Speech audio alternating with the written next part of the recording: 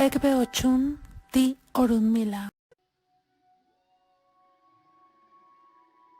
¿Sabías que el ritual conocido en la tradición afrocubana de ñangareo no es usado popularmente en la práctica Isheshe Yoruba? Este ritual fue introducido por los Hausas y Dahomey con altas influencias musulmanas.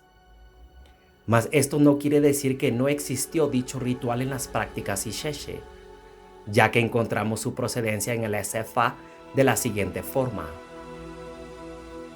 Osawan, Owan, Nawan, Adifafumorum, Shegi Ikbati Embelerinota, Ebo Enwoni Oshe, Oshi Ekbebo Ebe Orubo, Ona Ebe, Ona Ejin, Ambani Larushe Ogunebo, Ona Ebe, Ona Ejin. Traducción: Osa brilla, Owon también brilla. Fueron los babalaos que lanzaron adivinación para el sol fuerte cuando estaba rodeado de enemigos. Le dijeron que tenía que realizar Ebo. Él escuchó y realizó el Ebo.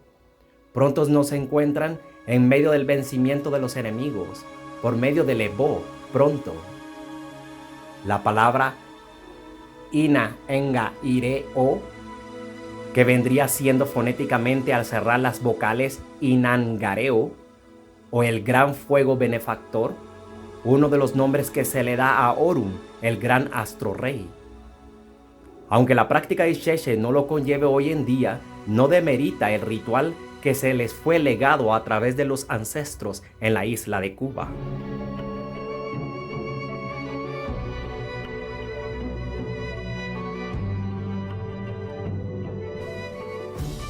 Si el video fue de tu agrado, dale like y comparte.